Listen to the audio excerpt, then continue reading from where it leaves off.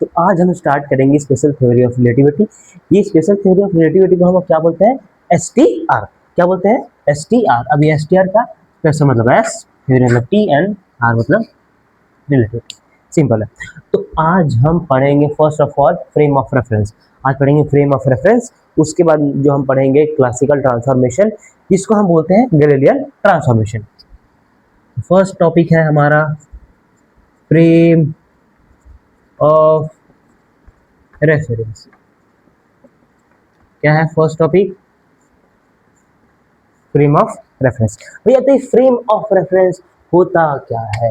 कि frame of reference को समझने के लिए पहले हमको एक प्लेन की जरूरत पड़ती है, जिसको हम बोलते हैं कोऑर्डिनेट सिस्टम। अभी कोऑर्डिनेट सिस्टम, तो ये जो बाहर जो आउटवर्ड है इसको हम बोलेंगे Z cap, x direction, x x sorry. अब ये जो कोऑर्डिनेट सिस्टम हमने ड्रॉ किया है इसको हम बोलते हैं प्लेन। ठीक, इसको हम बोलते हैं प्लेन। अब इसमें से हम कैसे पता करेंगे भैया? हम तो कोऑर्डिनेट सिस्टम तो बना लिए। अब ये प्लेन में मैंने एक क्लॉक को अटैच कर दिया। क्या कर दिया? ये कोऑर्डिनेट सिस्टम में, ये प्लेन में मैंने एक क्लॉक को अटैच कर दिया। अब ये क्लॉक मूव कर रहा है या रेस्ट रहे? रेस्ट में। ये कहाँ से पता चलेगा हमको? ये प्लेन से पता चलेगा। ठीक है, कहाँ से पता चलेगा हमको? ये प्लेन से पता चलेगा। तो इसका डेफिनेशन क्या हो जाएगा? अ plane where observables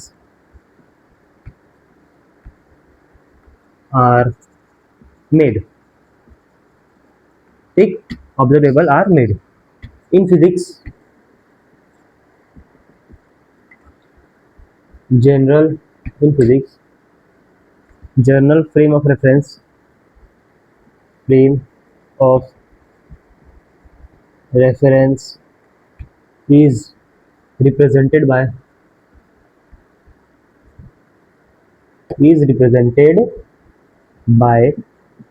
coordinate system. इसे हम रिप्रेजेंट करते हैं coordinate system. Coordinate system with respect to the special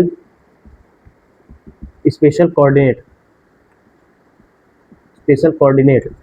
ठीक है, with respect to the special coordinate to find the time and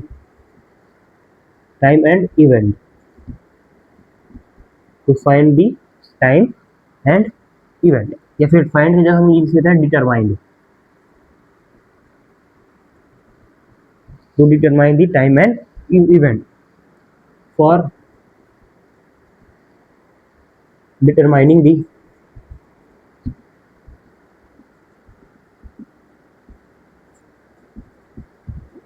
time and event। हमने क्या किया है? टाइम और इवेंट को निकालने के लिए एक क्लॉक अटैच कर दिया है। For determining the time and event we can attach the clock. ठीक है, तो ये है इसका डेफिनेशन फ्रेम ऑफ रेफरेंस का। A plane where observables are made in physics, general frame of reference is represented by coordinate system with respect to the special coordinate to determine the time and event। For determining the time and event we can attach the clock। ठीक, समझ आ गया? तो ये frame of reference का अपना definition हो गया है। अब आपको बताता हूँ फ्रेम ऑफ रेफरेंस होता क्या है। ठीक है, हो गया, मिटा दे, नोट कर लीजिए, इंपॉर्टेंट है, इसको आप अपने एग्जाम्स में भी ले सकते हो। लाइक बीएससी के एग्जाम्स में अगर डेफिनेशन से पूछता है कि what is a frame of reference, तो इस केस में ये डेफिनेशन हम लिख सकते हैं। अगर आप डायग्राम भी बना दो तो बहुत अच्छी बात है। ठीक है, मिटा दे।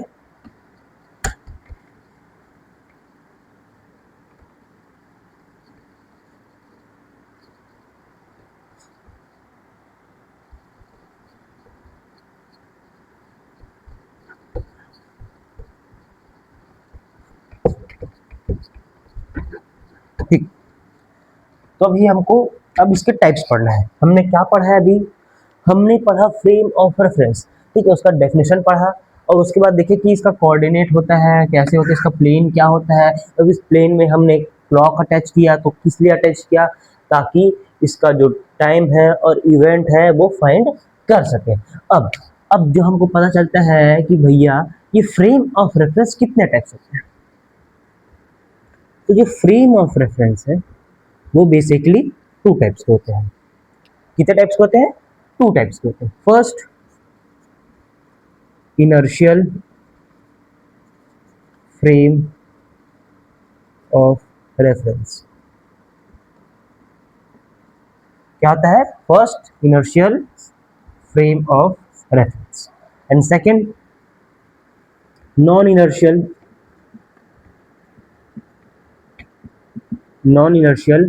Frame of reference.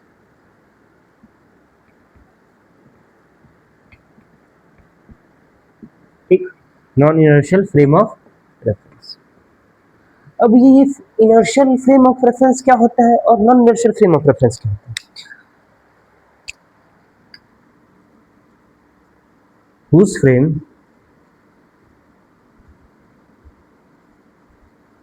where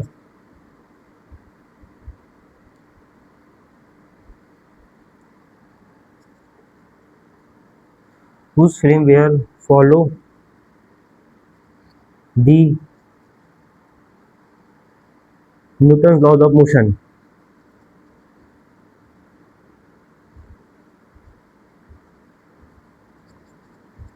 Newton's laws of motion is called inertial frame of reference. अब non inertial frame of reference वो फ्रेम जो non Newton laws of motion को फॉलो नहीं करता है। Which frame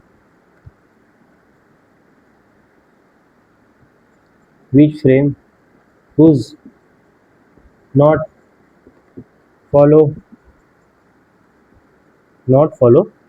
Newton's laws of motion is called non-inertial frame of reference। ठीक है, non inertial frame of reference. तो ये आपको समझ आ गया है कि फ्रेम ऑफ रेफरेंस जो है दो टाइप्स के होते हैं। ठीक है, कितने टाइप्स के होते हैं, टू टाइप्स। ये जो है दो टाइप्स के होते हैं, first inertial frame of reference and second है non inertial frame of reference. उस फ्रेम वेयर फॉल इस ग्राफ है, विच फ्रेम होगा ना, sorry,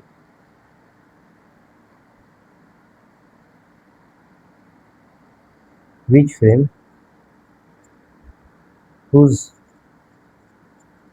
follow the Newton's laws of motion is called inertial frame of reference.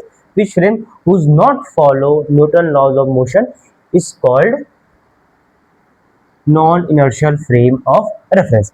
अब भी inertial frame of reference में हम ये बोलते हैं कि जो नेट फोर्स होता है, जो हमारा जो नेट फोर्स होता है, ये समेशन है, वो होता है जीरो, एंड एक्सलेरेशन जो होता है वो ऑल्सो जीरो।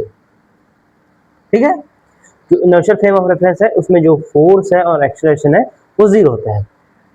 लेकिन जो non inertial frame of reference है उसमें जो एफ नेट है वो जीरो तो होता है, बट एक्सलेरेशन है वो नॉट इक्वल टू जीरो होता है। ठीक, तो ये कुछ टर्म्स थी, कुछ बातें थी, फ्रेम ऑफ रेफरेंस क्या होता है, इनर्शियल फ्रेम ऑफ रेफरेंस क्या होता है, non inertial frame of reference क्या होता है, तो ये पता चल गया है। अब इसके बाद हम देखते हैं कि रेस्ट फ्रेम, मूविंग फ्रेम क्या होता है, जो कि फ्रेम ऑफ रेफरेंस का ही पार्ट होता है। ठीक है, स्टार्ट करें, नोट कर लीजिए आप, मैं देख लेता हूँ आ रहा है नहीं, सब सही आ रहा है, सब सही दिख रहा है, यस सब सही दिख रहा है। ठीक है, मिटा दे। ठीक,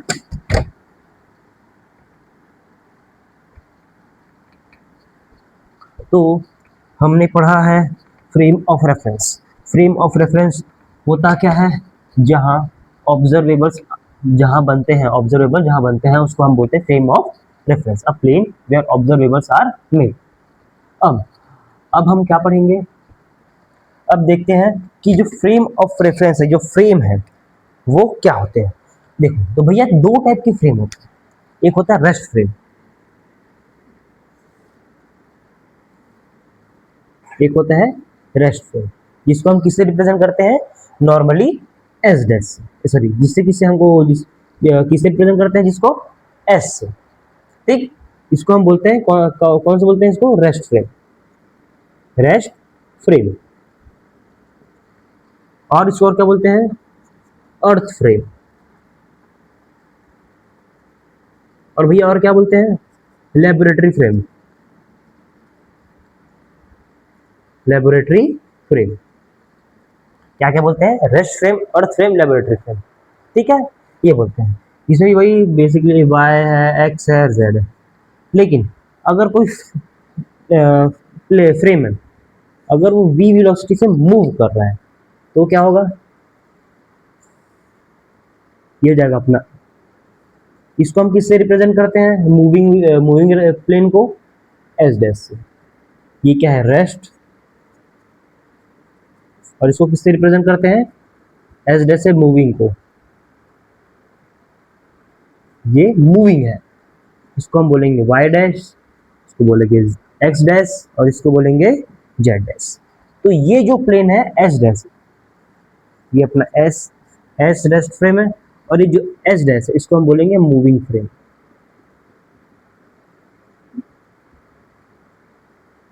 ठीक है, समझ आ गई बात। बस इतना ही था फ्रेम ऑफ रेफरेंस। उसके बाद हम देखेंगे क्लासिकल ट्रांसफॉर्मेशन, या फिर आप उसको बोल सकते हैं गैलीलियन ट्रांसफॉर्मेशन। तो फटाफट नोट कर लीजिए, उसके बाद हम बढ़ते हैं गैलीलियन ट्रांसफॉर्मेशन।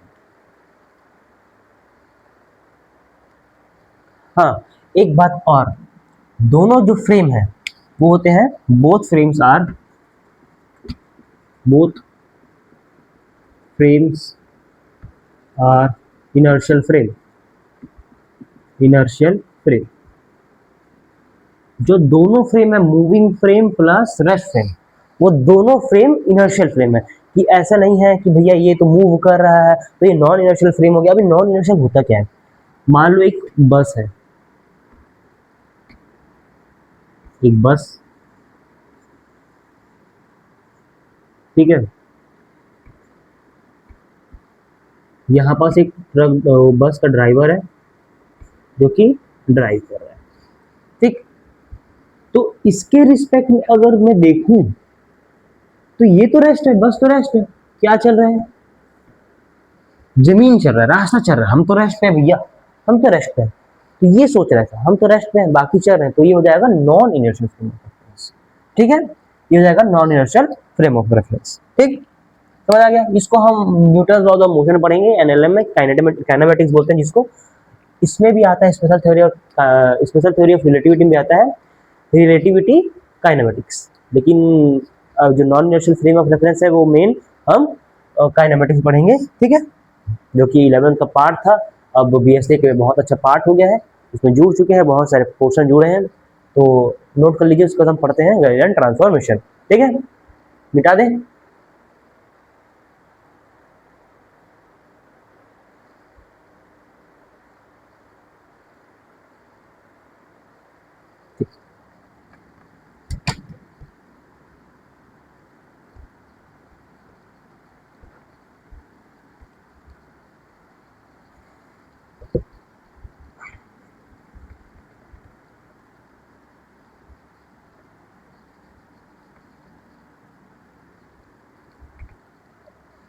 अब उसके बाद हम पढ़ते हैं Galilean transformation.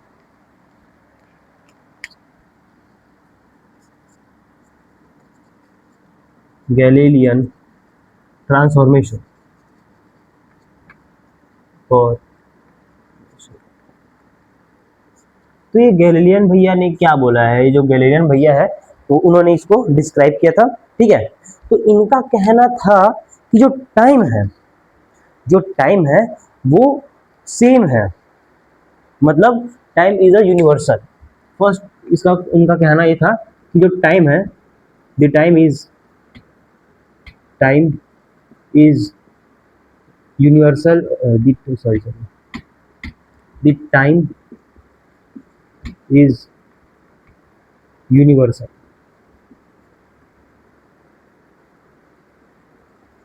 Time is universal, ठीक है। तो इनका कहना था कि जो टाइम है वो यूनिवर्सल है। आगे जाके पता चला कि जो टाइम है वो यूनिवर्सल नहीं है, वो different frames, different moving frame, rest frame के लिए वो डिफरेंट डिफरेंट होता है। ठीक है, तो उसका डेफिनेशन क्या होता है? दी क्लासिकल ट्रांसफॉर्मेशन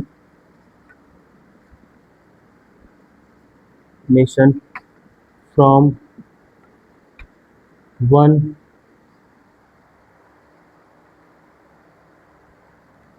सही तो है ना? The classical transformation from one inertial frame to another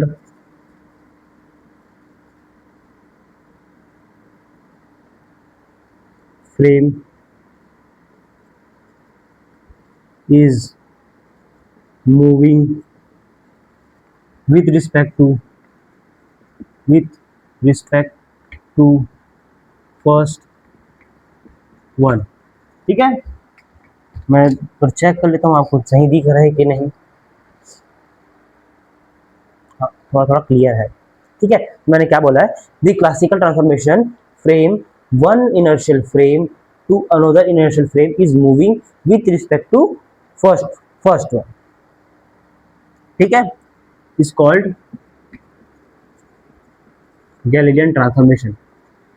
Galilean transformation.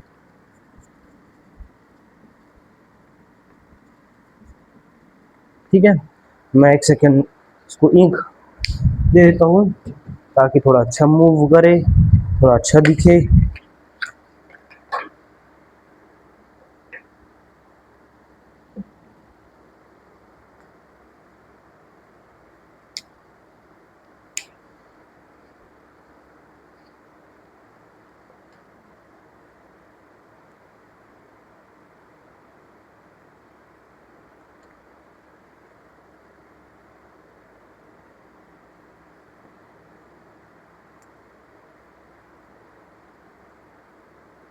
ठीक है, समझ आ गया बात?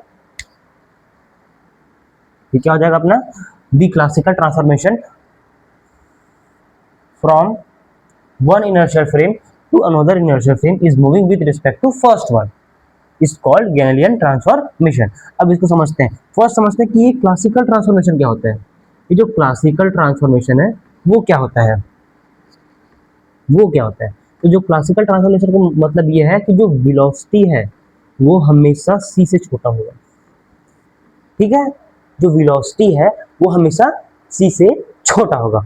और हम इसको पढ़ेंगे, जो फेल होता है गैलीलियन ट्रांसफॉर्मेशन वो वेलोसिटी पे ही फेल होता है। ठीक है, वो वेलोसिटी पे ही फेल होता है। ठीक है, तो ये समझ गए। अब उसके आगे का हम पढ़ते हैं। ठीक है, इसको मैं लिख लेता हूँ यहाँ पास। जो क्लासिकल ट्रांसफॉर्मेशन है ये हो जाता है v is always v is less than c। ठीक, समझ गए। अब उसके बाद क्या बोल दिया है? One inertial frame to another inertial frame, मतलब कितना? दो फ्रेम की बात हो रही है। कितने फ्रेम की बात हो रही है? दो फ्रेम की बात हो रही है। First frame x y z सही से मूव हो रहा है, सही चल रहा है। ठीक, ठीक है, ये जो फ्रेम है ये रेस्ट पे है। अब ये किस पे है? ये t इज इक्वल्स टू 0 पे है। किस पे है? t इज इक्वल्स टू 0 पे है। लेकिन ये t इज इक्वल्स टू 0 पे दोनों फ्रेम जो है, मतलब एक के ऊपर जो एक फ्रेम है वो ओवरलैप है। मतलब यहीं पे जो फ्रेम है, फ्रेम 1 और फ्रेम 2 दोनों जो फ्रेम है वो ओवरलैप है। ठीक है, ये हो जाएगा y डैश, ये हो जाएगा y डैश, ये हो जाएगा अपना, ये फिर इसको काम करते हैं, ये अपना z डैश है, सॉरी ना, ये z डैश है और ये y है ना, ये y डैश। ठीक, ये हो जाएगा। अब आफ्टर t सेकेंड, मतलब ये दोनों जो t इज इक्वल टू 0 पे जो दोनों फ्रेम है, हमने कितने बोल दिया? One inertial frame and another inertial frame, मतलब दो इनर्शियल जो फ्रेम है वो क्या है? अवेलेबल है। तो जो फर्स्ट इनर्शियल फ्रेम और सेकंड इनर्शियल फ्रेम दोनों फ्रेम जो है वो एक दूसरे पे ओवरलैप है पहले तो। उसके बाद after t is equal to t पे, after t is equal to t या फिर t is equal to small t, ये क्या होता है? जो फर्स्ट रेस्ट फ्रेम है वो है अपना एक्स वाई और जेड। लेकिन जो सेकेंड जो ओ डैश है, ओ डैश जो मूविंग है, मतलब एस और एस डैश, मतलब एक रेस्ट फ्रेम है, दूसरा मूविंग फ्रेम है। तो after t is equal to t पे जो मूविंग फ्रेम रहता है वो मूव कर जाता है, हो जाएगा एक्स डैश, हो जाएगा अपना जेड डैश, वाई डैश। इसको हम बोलते हैं एस फ्रेम, इसको हम बोलते हैं एस डैश फ्रेम। ठीक है, समझ गए। उसके बाद अब यहाँ कहीं एक स्पेस पे, एक ये प्लेन पे मैंने एक पॉइंट पी ले लिया। अब ये ओ फ्रेम और ये ओ डैश फ्रेम, तो ओ डैश से ये पी जो पॉइंट है वहां से क्या हो जाएगा, x y z and t. और ये ओ डैश के लिए क्या हो जाएगा, x dash y dash z dash and t. अब मैंने दोनों जगह टी ही क्यों लिया भैया, मैंने यहाँ टी लिया है, यहाँ तो टी लिया है, चाहते हैं अभी टी डैश लेना चाहिए, यहाँ एक्स लेते हैं एक्स डैश लेना चाहिए। लेकिन गैलीलियन भैया ने हमको क्या बताया है, जो टाइम है, जो टाइम है वो यूनिवर्सल है।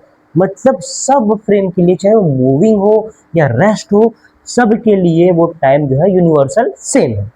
ठीक है, अब उसके बाद अब हमको क्या पता चलता है, ये वी वेलोसिटी से मूव कर जाता है। सेकंड जो अपना सेकंड फ्रेम है वो किससे मूव करता है, वी वेलोसिटी से मूव कर जाता है। अब इसको हम अब इसमें हमको निकालना है कि जो डिस्टेंस है, जो पार्टिकल के लिए जो ये फ्रेम जो मूव किया है वो कितना होगा, जो पार्टिकल के जो फ्रेम है वो मूव किया है वो कितना किया है। तो फर्स्ट हम देखते हैं कि यहां से पार्टिकल तक की जो डिस्टेंस है वो x, ठीक है, ये फ्रेम से पार्टिकल तक की जो डिस्टेंस है वो s है। अब ये v वेलोसिटी से मूव करते जा रहा है, किससे मूव कर रहा है, v वेलोसिटी से एट टाइम t। तो हमने पढ़ा है डिस्टेंस या फिर x ले लो, डिस्टेंस इज इक्वल्स टू क्या हो जाएगा, v इंटू टी। ठीक है, तो क्या हो जाएगा भैया, ये v इंटू टी। यहां से यहां का जो बीच का जो डिस्टेंस है वो कितना है, v एंड t। ठीक है, समझ आएगी बात, क्या क्या हुआ यहां पास, पक्का। अब देखो, अब ये मैंने यहां से यहां तक बस vt क्यों लिया है, क्योंकि ये जो डिस्टेंस है, ये जो एरिया है, मतलब ये जो डिस्टेंस है वो कौन ट्रैवल किया है, ओ डैश एस डैश, ये जो मूव कर गया है किससे, v वेलोसिटी से। तो ये पार्टिकल तक की जो डिस्टेंस है वो क्या हो जाएगा, एक्स डैश।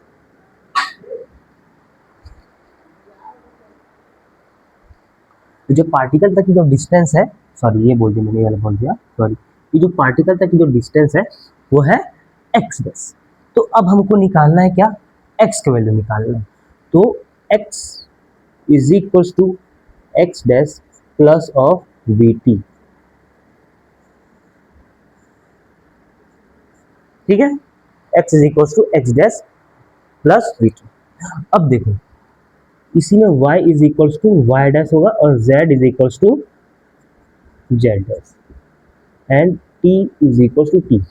लेकिन y, अगर x x x dash plus v t है तो y भी y dash plus v t होता है, लेकिन नहीं, ये जो y है वो कांस्टेंट है, मात्र x डायरेक्शन मूव हो रहा है, x डायरेक्शन चेंज हो रहा है। लेकिन देखो मैंने ये रखा, ठीक है, मेरा एक हाथ है ये दूसरा हाथ है।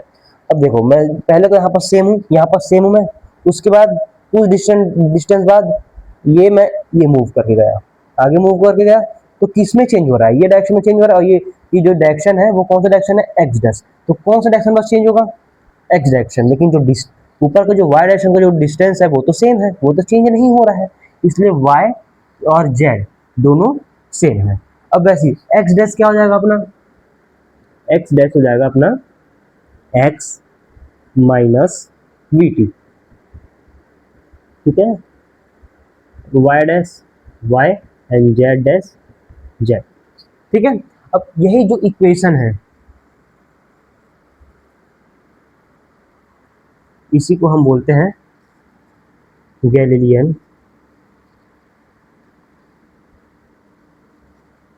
गैलीलियन ट्रांसफॉर्मेशन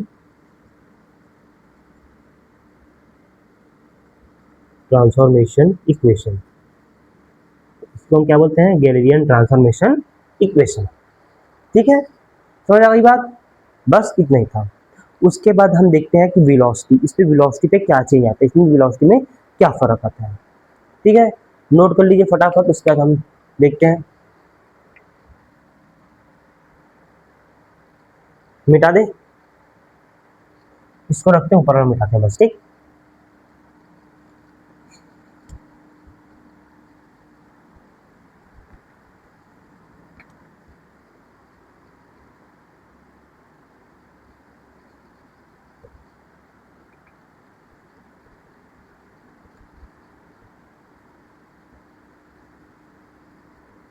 एक्चुअल में मेरा बोर्ड जो है वो क्लियरली साफ नहीं हो पा रहा है,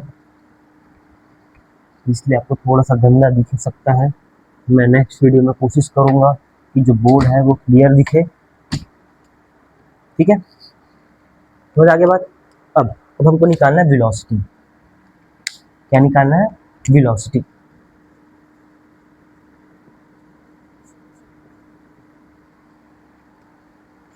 तो वेलोसिटी के लिए क्या हो जाएगा, x dash is equal to x plus v t, x plus v t. अब ये जो x dash is equal to x plus v t है, इसको हम डिफरेंशिएट कर देंगे विद रिस्पेक्ट टू टाइम। तो विद रिस्पेक्ट टू टाइम ही क्यों, क्योंकि जो टाइम है गैलीलियन ट्रांसफॉर्मेशन में वो सेम है, तो हम इसको क्या करेंगे, विद रिस्पेक्ट टू टाइम से डिफरेंशिएट कर देंगे। तो d upon d t is equal to x dash is equal to, ये हो जाएगा d x upon d t plus v, और ये हो जाएगा अपना अभी देखो यहाँ पास लगाएंगे d अपॉन डी टी, और ये हो जाएगा v इंटू टी। तो यहाँ पर से क्या हो जाएगा भैया, ये हो जाएगा अपना यू एक्स डैश, वेलोसिटी को हम यू एक्स से वो करते हैं, डिनोट करते हैं ना, इसलिए यू एक्स डैश, ये हो जाएगा अपना यू एक्स प्लस, अब इसको हमको क्या करना है, डिफरेंशिएट कर दो। तो फर्स्ट b को बाहर निकाले, d t upon d t कर दिए, प्लस टी बाहर निकाले, d v upon d t कर दिया। ठीक है, ऐसा हो सकता है, ऐसा हो सकता है क्या, बताइए। ठीक है, इसमें जो v है वो कांस्टेंट है, जो v है वो कांस्टेंट है। ठीक है, तो ये जो है अपना जीरो हो जाएगा, तो क्या आ जाएगा, u x dash is equal to u x plus v, ये, और वैसे ही u x is equal to u x dash minus of we.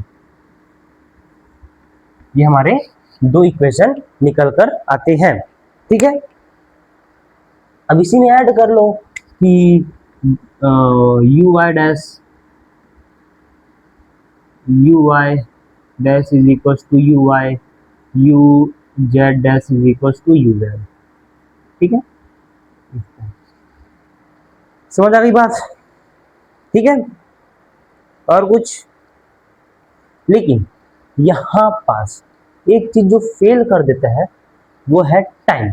Velocity जो है वो टाइम के रिस्पेक्ट में फेल कर देता है, कि अगर इसको डिफरेंशिएट करते हैं तो यहाँ पास जो टाइम है वो कांस्टेंट नहीं आएगा।